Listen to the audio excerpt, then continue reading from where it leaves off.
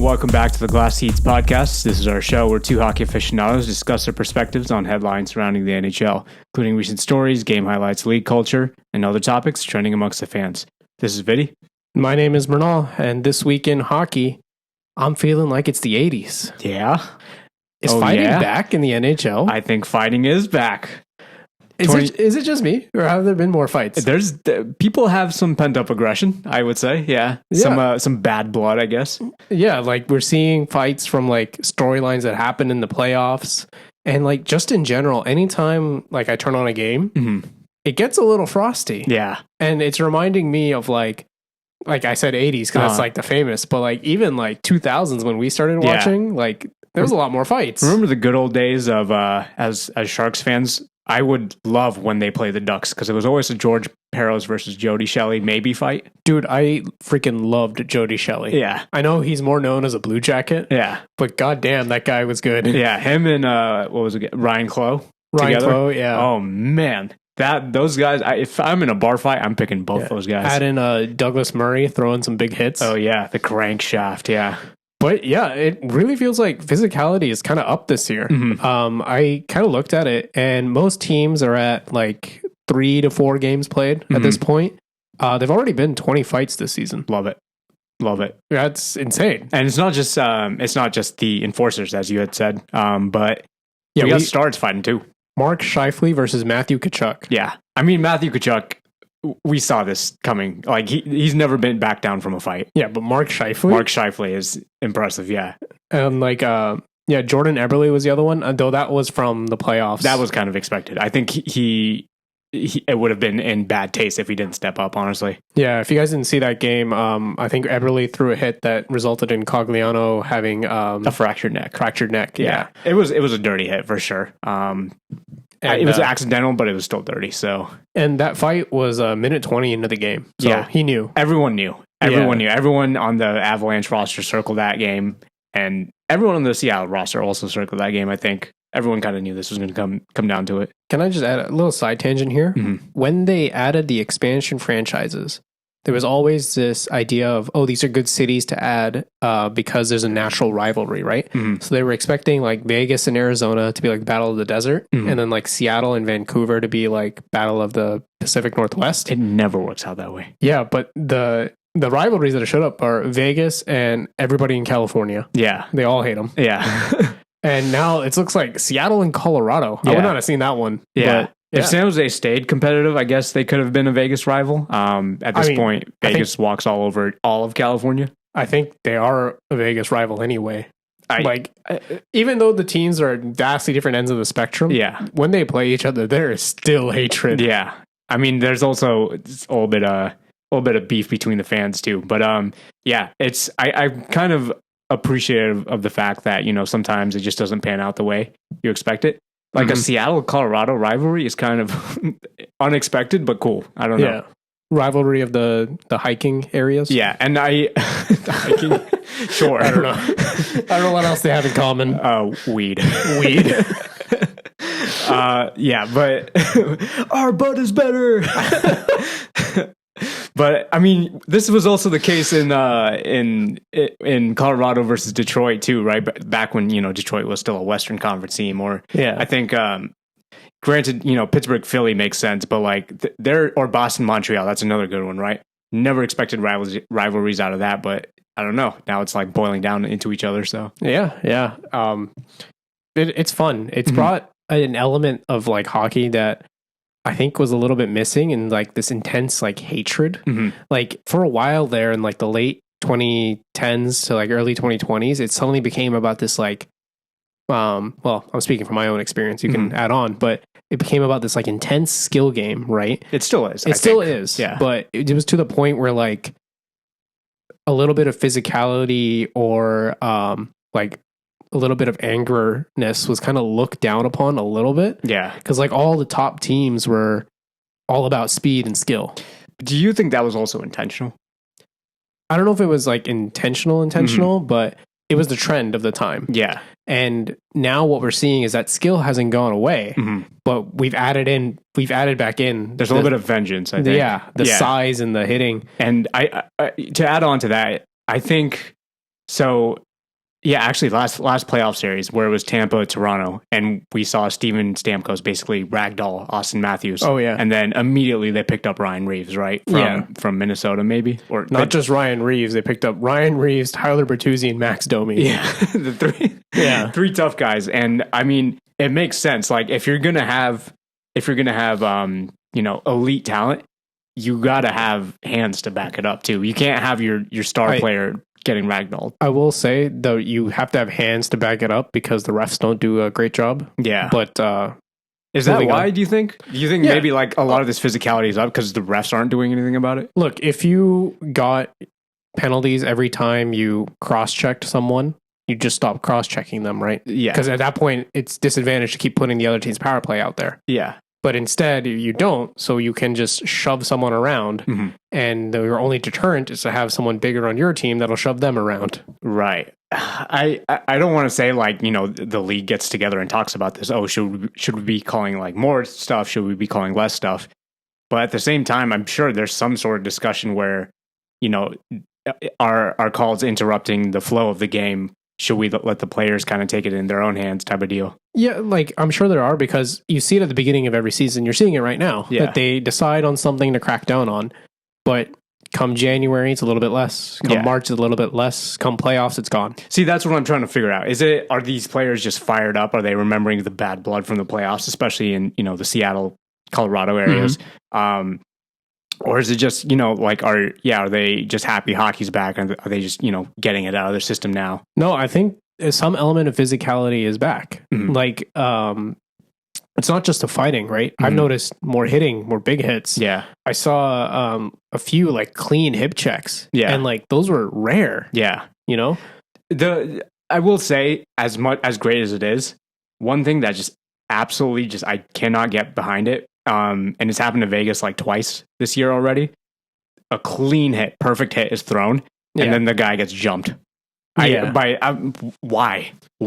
I mean, you want it make sense. You don't want to let someone keep hitting your player, right? Even if it's clean, you want that player to think twice about hitting them again, right? Right, but I don't know. I feel like when we first started watching, it was like if you got hit, you took it. And you got up and, you would try to hit the guy back cleanly eventually. Yeah. But what if on your team there isn't someone who can hit him back? Isn't that a roster problem at that point? Isn't that a GM problem? But that GM problem is going to be solved months from now. You got to do something right now, right? Fair. Okay, yeah. Yeah, you got to... Like, if you don't have a player on your team that has the skill to throw that hit, then you got to do something else, right? Yeah, that makes sense, yeah. I don't know. I'm not complaining by any means. I love the fact that the physicality is up. I would also just very minor complaint. I just wish, the NHL was a little bit more public about it. I didn't realize it was 20 fights. Like I knew there was a couple fights here and there, but like, I think, the NHL's had legal trouble with like concussion protocol and thing. And, we're saying we like the physicality, but not at the expense of safety. Of course. Right? Like, you can't be throwing elbows to the head. Of course not. Yeah. I mean, that's actually a perfect segue because our next topic we wanted to talk about is the unfortunate injury bug. Yeah, I mean, going hand in hand with the physicality, you're going to have some injuries, but like you got to feel for Kirby Dach in Montreal. Dude, 3 games, something like that. Yeah, out. So Kirby Dach is out for the season with a torn MCL and a torn ACL. I don't know if you saw the play, but I didn't know. It was a clean hit. But against the boards, or I should say against the bench, and he fell into the bench. But what happened was his leg got stuck between the boards and the guy hitting him. Ooh, so it extended his knee. So that's borderline. That is a freak accident. Yeah. You couldn't try that again. That wasn't intentional. Yeah. And, had his leg been at a slightly different angle, he'd be fine right now. Yeah. But yeah, that happens in hockey. Yeah, that is unfortunate. This is what I mean by like, I don't think the Jordan Eberle hit on, I believe it's Cogliano last playoffs.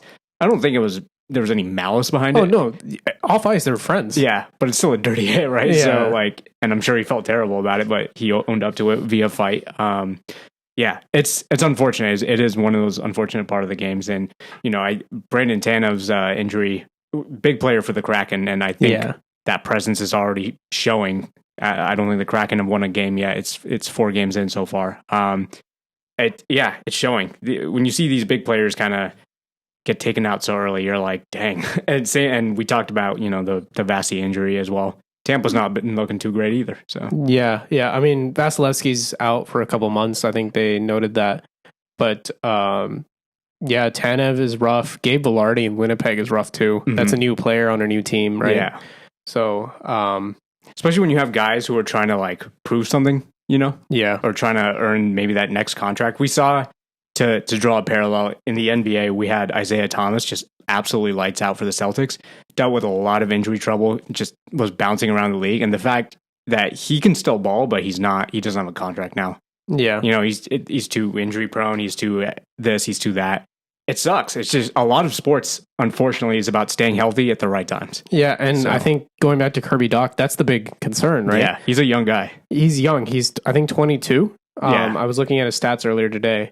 And the other concern is that last season, he also missed significant time. He only played 58 games last season. Yeah. And for Montreal, who is this rebuilding team trying to get their youth to gel right now, that's their biggest concern. Yeah. To be missing Kirby Dach for a season. They've been looking good so far, but it's 4 games into the season and he's done. And that's a big piece, or someone you were hoping would be a big piece. Yeah. That's not going to get a chance to develop with the rest of the team now. Yeah. So, and, knee injuries for hockey players are tough. Mm-hmm. Coming back, it takes a long time to get back to your current form, or you never get there. Yeah. Like Tomas Hertl. Yeah. He was never the same after that Brown hit, he still turned out to be a really good player, but he wasn't 4 goals in a game. He was some other level before. I forgot if it was MCL or ACL, but a knee surgery. Yeah. And this actually raises a question to me. Do you think we should, physicality is on the rise, but should fighting be more prevalent to like prevent certain types of injuries like this? Because you can't, the freak accidents happen. They will happen. That's just part of sports. Mm-hmm.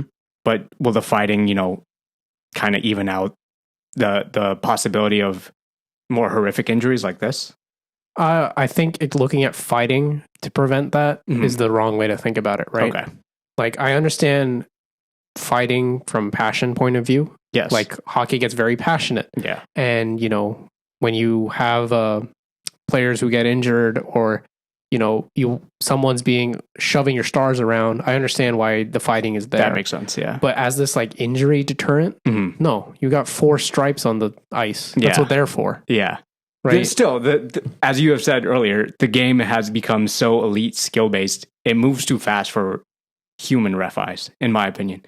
And it's not, you know what I mean? It's not saying that the refs are underqualified, but the game is so fast. Yeah. So, like, are you trying to stop accidents? Because yes, I don't think you can. Accidents happen, mm-hmm. even in non-contact sports. Mm-hmm. Like, so, like, let's say even accidental dirty hits. You know what I mean? Like, so if a hit is thrown and it wasn't meant to be a dirty hit, it ended up being one. Yeah, like classic example was the Eberle hit, right? Yeah. Then, I mean, it's not about the on-ice official at that point, right? There's reviews for this. Right. Okay. And that's suspensions true. for this. Another part of NHL discipline, which they do terribly. Yeah. I was going to say, like, the player safety is questionable at times. Yeah. And especially they take into account things like if it's the playoffs, which I understand from like fans sucks if, someone throws a hit that wasn't meant to be dirty, but it was. Yeah. And then they miss 2 games in a critical series. Mm-hmm. I get that sucks for fans, but if you really took safety into concern, what time of year should it matter, right? Yeah. I mean, I think we talked about this last playoffs where it's not just about, your 4th liner guy stepping up. It's not just about the depth or, things working out. It's just, there's a lot of luck in this. And like the reason Vegas was able to win this past season is they did have a little bit of luck in terms of like, the injuries worked out. Every single hockey champion has some sort of luck. Yeah. Yeah. And like I'm not going to sit here and debate it, but Mark Stone was healthy for the playoffs and that helped Vegas quite a lot, Mm-hmm. So there's a lot of luck involved. And I mean, it's hard to say. Hockey in general is such a luck-based sport, right? Yeah. Who's the worst team in the league right now? I think the Kraken, right? Like via standings. Like, who do you think personally is the worst team? I think the Sharks are the worst. Yeah. Who do you think is the best? Vegas.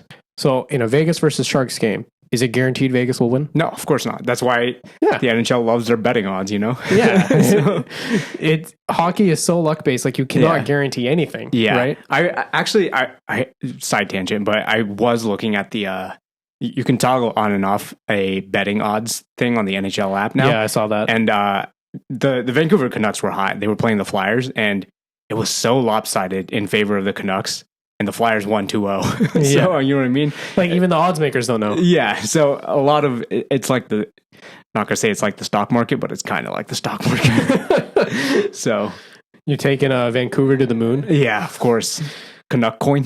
Canuck coin. That's kind of got a ring to it, though. I like that. Should have thought of that when NFTs were a thing. Dang it. Yeah, you're right. Missed the boat. Yeah. So, I mean, freak accidents are gonna happen. I don't think any changes of rules can do that, right? But if you want, what you can change, like to prevent that, is if someone's in a compromised position where you could get away with a clean hit, but it's not, you don't know if you might, right now, if you're in that situation, it's better for you to make that hit because you know the punishment probably isn't going to be that bad. Yeah. So if you really want to cut it down on those 50-50 plays, you want players thinking, don't take the hit, right? In which case you have to be consistent with your suspensions and you have to be, consistent. Yeah. So that actually makes me wonder, do you think the coaches, depending on time of year, do you think they intentionally tell, a certain player, hey, don't friggin' fight the guy. Let the refs take care of it. We would rather get a power play out of this. Oh yeah, absolutely. You know what I mean? Like, because I've seen teams do it where they'll goad someone into a fight and then not fight, so that the ref gives them a penalty. Right. So, do you think in that case is that more worth it, or sending a message a more effective strategy? Because you got a 7-game series, right? Yeah, for the playoffs. It entirely depends, right? Like if this is a series clinching game, maybe you want that power play. Ooh, yeah. If it's not, maybe you want to send a message and you can take the upper hand in the next few games. Yeah. Dang, you're right. Just look at what St. Louis has run. Yeah. They sent the message and it paid out for them. They were evenly matched at the beginning of every series and ran away with it at the end. Dang, you're right. Yeah. Wow, that was a good strategy to incorporate. I mean, again, it's unfortunate that fighting can't, prevent injuries. Obviously, that's part of the game, but I don't know. It would be cool to dissect that a little bit further, I guess. Yeah. And, the NHL has made some changes that I do agree with, like if your helmet falls off, you either have to put it on or go to the bench. I think that's a good change. Did you see that? I think Bedard got fined or something. Yeah, because he first took game. warm-ups without a helmet. Yeah, and the boys were like, yeah, don't worry about it. Yeah, we got it. Yeah, I don't know.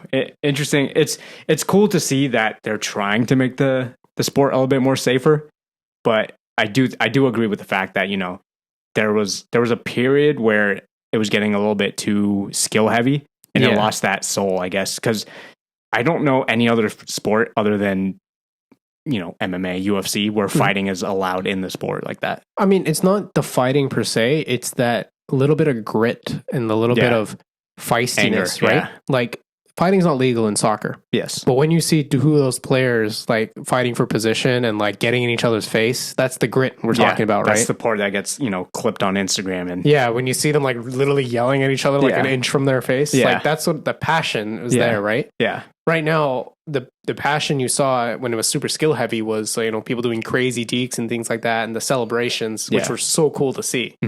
But the competition level, it kind of became a little bit like a special teams or a shootout battle every game, right? Yes, yeah. That's exaggerating, but I'm trying to make a point here. But now you have that element along with the little grittiness and the, face-offs aren't super clean anymore. You get in each other's face a little bit. So. Yeah. I'm hoping that also like kind of translates a little bit more to making hockey a little bit more mainstream. Because it's so easy to... do you remember when Kevin Durant went to the Warriors and it was just him and Russell Westbrook just beefing every time they could, or him and OKC basically beefing at any time they could? And there were just so many clips made out of that, and the NBA was probably loving it. Well, the PR team was probably loving it. It almost makes me wish, that some of these rivalries, as long as it's not getting like hostile, would develop a little bit further. There's a marketing aspect to it. that I feel like the NHL doesn't really capitalize on. That's why I'm also upset about them not showing the fights or hits anymore. It definitely differentiates the NHL from the other big four. What do you mean? The fighting aspect. Oh, yeah. And the physicality, right? Like football is the only one that comes close to that level of physicality. Which makes me, that's just why I'm so surprised that they just don't embrace it as part of the sport, as it has always been part of the sport. The Broad Street Bullies, as they used to call the Flyers. Obviously, hopefully this is trending in the right direction in terms of making it more public. But yeah, it's a very tricky situation. I feel like the league is kind of walking on eggshells here. So yeah, you don't want to end up in an 80s situation where you just had elbows to the head, and concussions everywhere. So you want that fine line of physicality without the expense of your star players and player health in general, right? Yeah. Like, not saying there would never be no physicality, right? Yeah. Playing a sport, you realize there is some level of physicality. But I wonder if we'll ever find that fine line. I think you can. Like, can I take an example from Formula One? Yeah. Is driving a race car at almost 200 miles an hour ever going to be safe? No. But they've done major steps to make it way safer than it was 30 years ago. Mm-hmm. Even if it was met with backlash initially, right? So, and they compromise in other places. The cars are much bigger now. They're much heavier now. Yeah. But if a driver goes into a wall, there's a much higher chance they'll survive. Yeah. Because at the end of the day, the car weight and all that doesn't matter if the guy is no longer alive after an accident. Yeah, that's secondary, right? So there definitely is a way to find a balance. Mm-hmm. And like I'm saying, like, if you were serious about it, you take into account things like suspensions and discipline for people who step out of line. Yeah. Another example from F1 was the track limits, where a few years ago, they said, okay, at certain corners, if you exceed the track limit, like you go off track, it may or may not be a penalty depending on what corner you did it and if you gained time. It became so freaking confusing because at every track you'd have to know, okay, what corners are limits enforced, and then they have to review each one to see, did they gain time, did they not? Until about 2 or 3 years ago, they just said blanket, if you cross the line, you get 5-second penalty. Can you make hockey that black and white? It's so fast, right? Some things I think you can, right? Yeah. Like my favorite one, distinct kicking motion. It's such bullshit. Or goalie interference. That's my favorite. I don't know what's goalie interference anymore. I think is harder to make black and white. Yeah. Distinct kicking motion, I would say if your skate leaves the ice, no goal. But if you kick it and your skate stays on the ice, I don't care. Yeah. I think that's a skill play that should count. Yeah. So interesting, really. Yeah. Wow. Just make it black and white. Is it on the ice or is it not on the ice? I feel like that is a controversial take. Like, you know what I think hockey does well is offsides. Yes. Like, the offsides review is painful, but the rule is clear. Yeah. Is the puck first or the player first? Yeah. When we first started watching, I don't even think offside cameras were... They were kind of a thing, but I don't think they were for public viewing. Like, the refs could see. Yeah, that's what I mean. Yeah. Like, and to have... obviously I'm just biased because I like the fan aspect of it too, but to show that on the Jumbotron, especially on a playoffs game where it could make a difference of game 7, like, are they offside or not? I think it's added an extra level of drama to it. Yeah. And I think it's these are all things that I think are good for the league. Yeah. And I feel like as opposed to leaning into or leaning away from, controversial things, just embrace it, Yeah. So I don't know. Like, there are parts of your sport that are always going to be uniquely parts of hockey. Yeah. Embrace it. Yeah. And embrace making it safe to play those parts. Of course. Yeah. All right. We got one last story for today. Yeah. Do you know about player escrow and what's going on with some of these rosters? No. Why don't you explain? Yeah. So opening night, which was game 1 for these, there was 4 teams that had to play short, where they didn't have enough skaters to ice a full lineup. And this was Edmonton, Vancouver, the Kings, and Ottawa. Yes. Basically what's happening is because since 2020 and the pandemic, the salary cap has gone up very little. Yeah. So now there's a bunch of players or a bunch of teams that are very close to the salary cap, and they're having trouble fitting a max roster. So by NHL rules, you're allowed to carry 23 players. Yes. In any given game, 20 play. All right. But you're allowed 3 spares, basically, to sit in the press box. This year, there are 20 teams that were below the 23 player max, which is the highest since the pandemic. Last year, there were 15 teams that were below and 10 teams the year before that. Yeah. So that results in a total of 29 NHL spots that no one's in. And those players are playing in the A, playing in the junior leagues, wherever. They're in developmental leagues. Yeah. Right?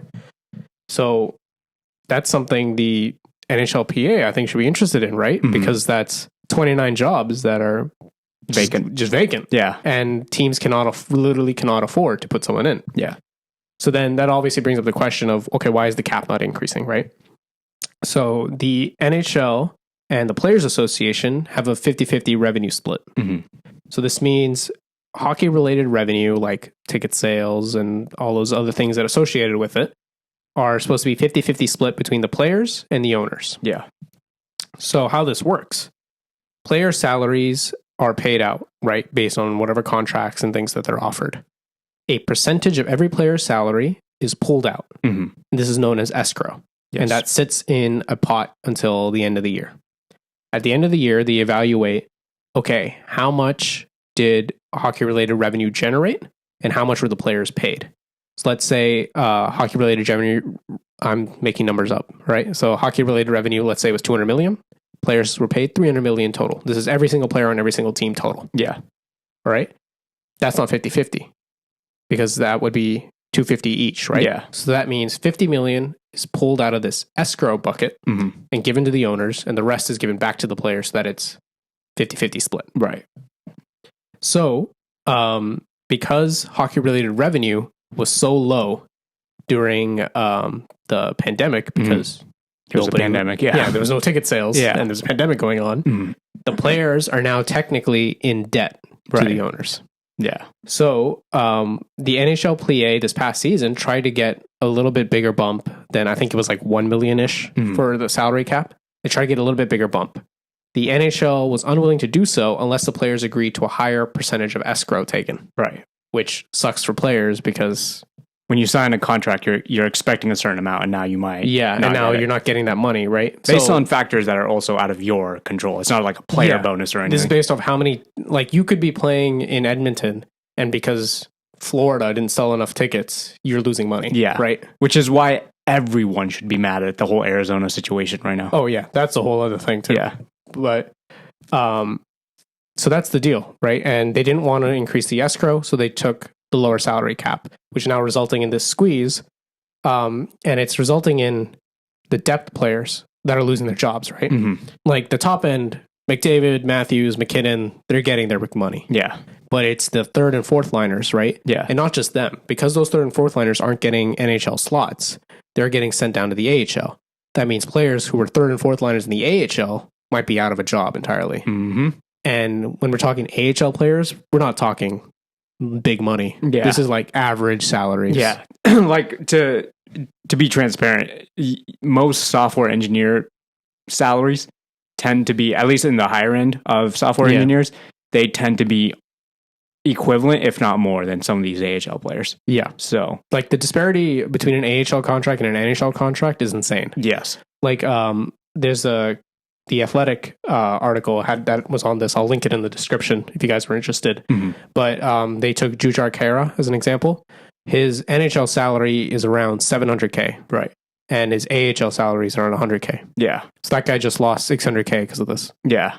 It's not right. Like, I mean, again, as you have said, it's fine for players that are making millions and have been making millions and will continue to make millions. Yeah. But even if you're on a 1 million contract and half of it, 500 grand goes to this escrow bucket and you don't get it because of, I don't know, a pandemic. Yeah.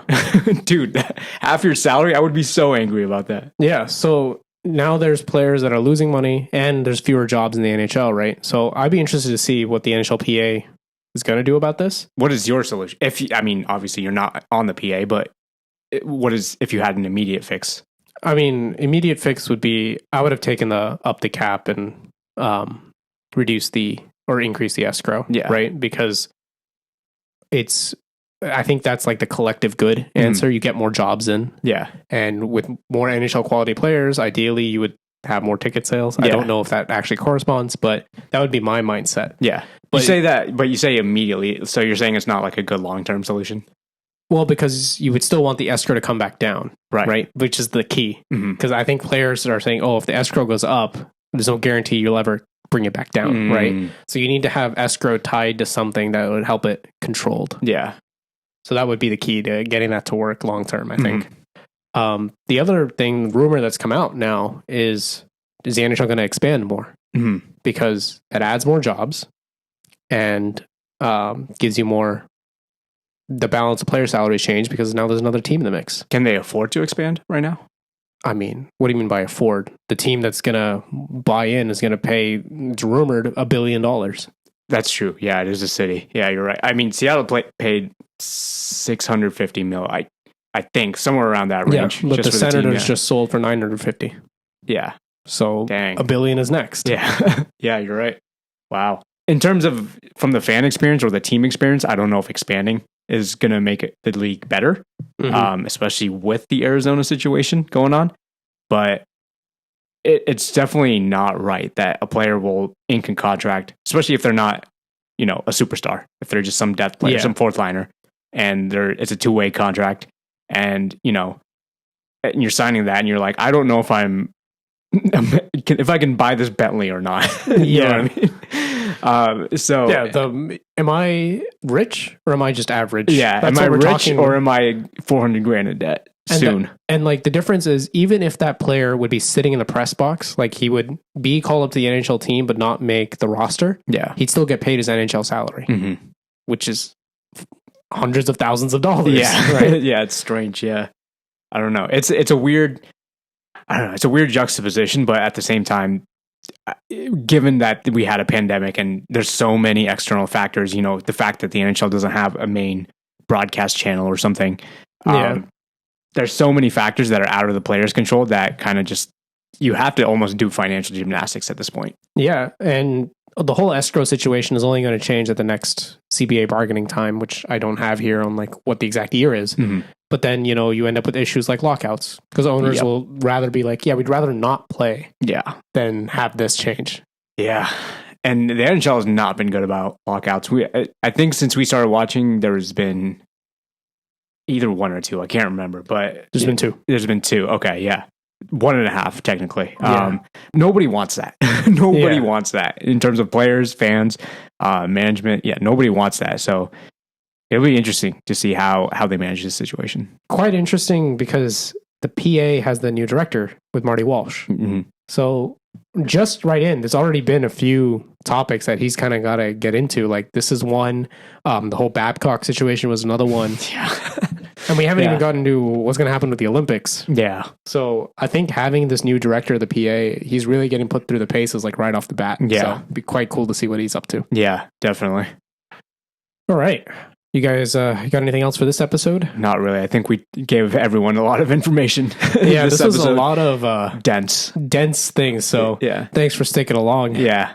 This has been Glass Seats. We're out every week. You can catch us on Apple, Google, and Spotify. We're also on YouTube and Instagram.